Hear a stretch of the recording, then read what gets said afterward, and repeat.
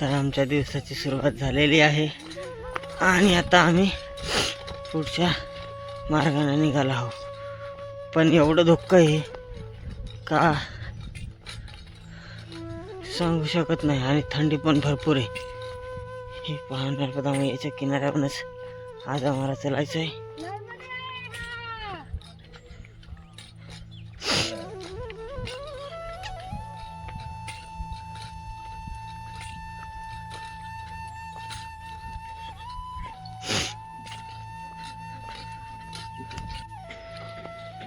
आज वाटतंय पूर्ण दिवस नर्मदा मैयाच्या किनाऱ्यावरूनच चालावं लागणार आहे.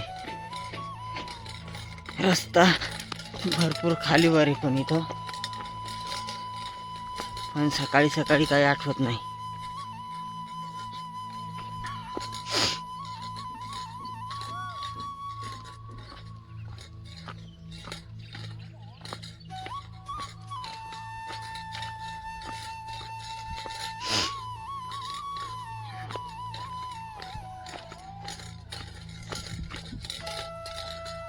पुढे पण परिक्रमावासी चालतात, माग पण भरपूर परिक्रमावासी आहे.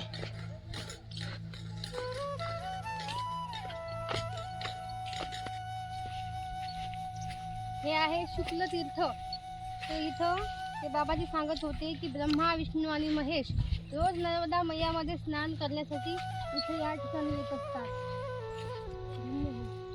आणि आता इथून आमच्या सौभाग्याने आम्ही सुद्धा दर्शन करून जात आहोत आणि नर्मदा मैयातून किनाऱ्यावरून जात आहोत.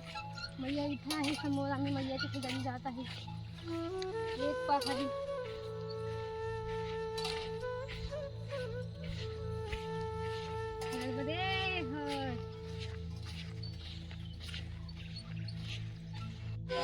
तर आम्ही आता आहोत रिछावर या गावामध्ये.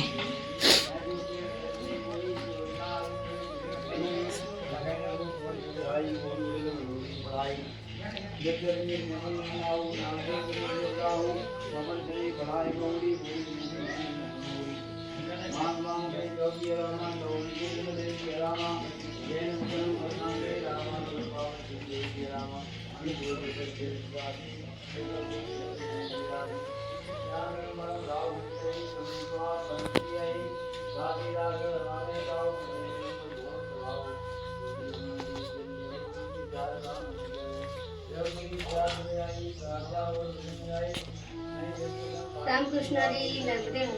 आम्ही ज्या ठिकाणी सध्या आहोत इथं जामवंत यांनी तपस्या केलेली आहे ते हे ठिकाण आहे. खूप वर्षापूर्वीचं हे मंदिर आहे, खूप जुनं मंदिर आहे. या मंदिराचे काही भाग, काही मूर्ती बाहेर ठेवलेले आहेत आणि खूप पुरातन हे मंदिर आहे. त्यामध्ये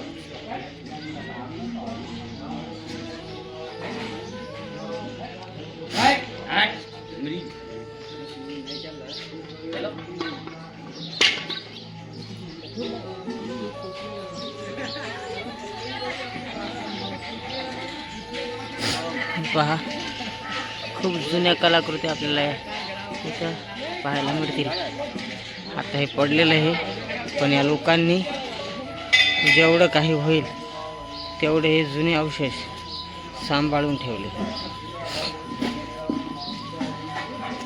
कारण हे गरजेचं आहे.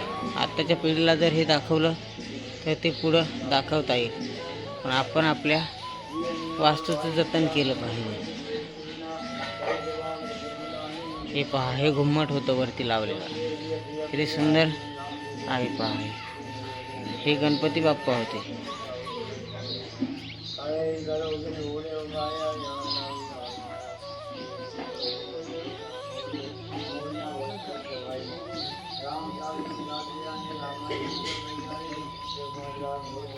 ही मला वाटते जामवंत जीची मूर्ती असावी मुख्य. कारण इथून एवढ्यामध्ये हीच एक मोठी मूर्ती दिसते आम्हाला. बाकी हे पहा, ही कुठली तरी देवीची मूर्ती आहे.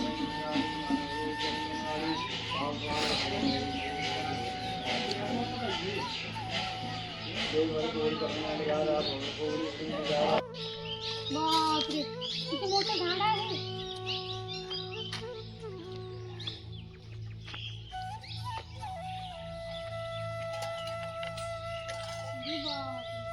हजारो वर्ष जुनं वडाचं झाड इथं रिछावर गावाच्या रस्त्यावरच आहे. व्हिडिओमध्ये सुद्धा ते येत नाही. पहा तुम्ही किती लांब जातोय तरी येत नाही.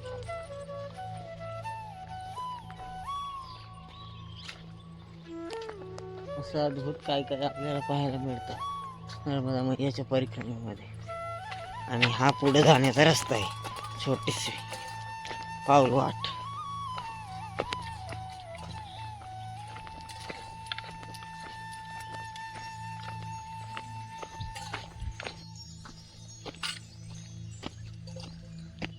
बापरे,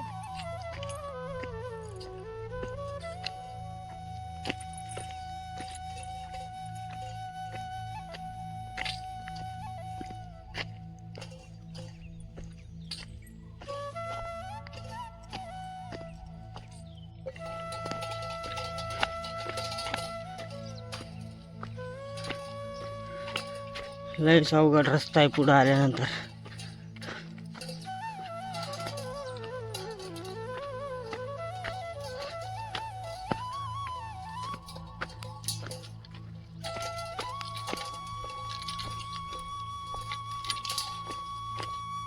है वो रोड भी सलवई गांव है यहाँ पे। या तो है जो उधर बना सलवई भी को और वहाँ हीरापुर पड़े ना, हीरापुर पर 2.5 किलोमीटर। 2.5 ये तो मैया है, भैया ये सरगम है। ये संगम है। तो वहाँ से क्यों निकाल? हे आहे हिरापूर, हिरापूरचा आश्रम.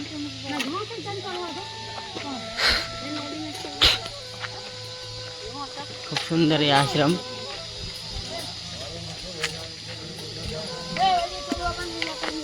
नर्मदे हर.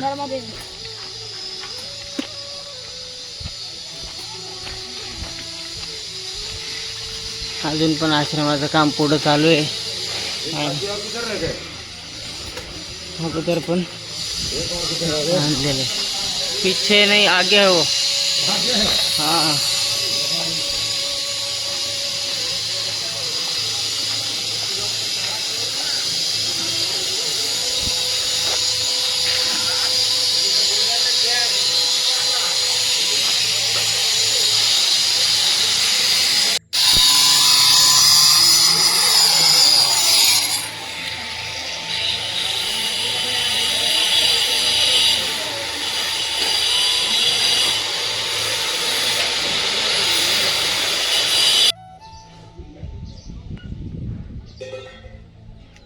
आश्रमाच्या उजव्या बाजूला लगेच नर्मदा मैया आहे.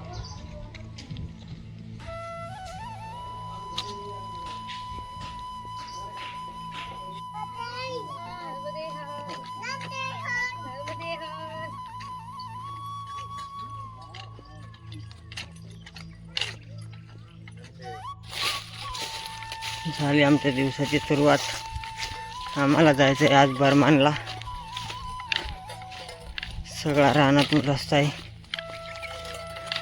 रानामध्ये स्प्रिंकलर लावले आहे, त्याच्यामुळं रस्त्यामध्ये भरपूर प्रॉब्लेम होते. गार आहे सगळीकडं, खालीवरती रस्ता आहे.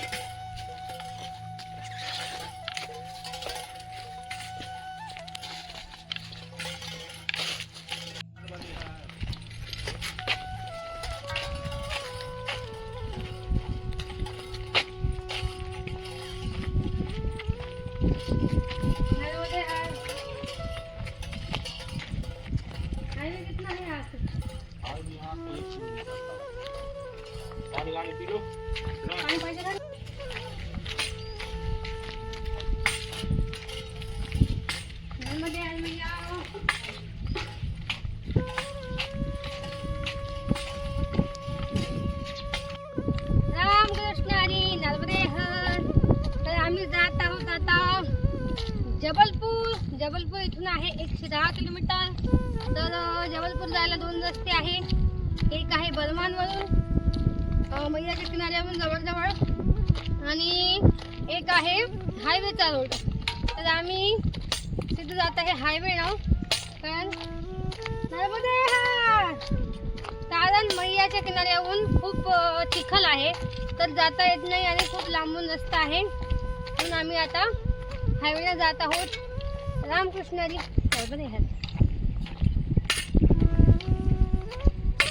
तर मंडळी, आता आम्ही पोहोचलो आहोत हायवेवरती, आणि आता हायवेनं सिद्धा जबलपूर, पण जबलपूर दूर आहे इथून.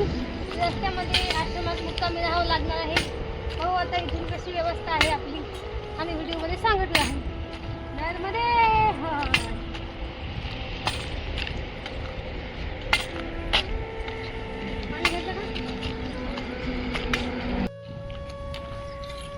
हायवेवर लागल्यानंतर 7 किलोमीटर पुढं आल्यानंतर इथं आश्रम आहे. ह्या गावाचं नाव आहे कुमरोडा. कुमरोडामध्ये आश्रम आहे. आपल्याला जर हायवेने यायचं असेल तर इथं आपण थांबू शकतो.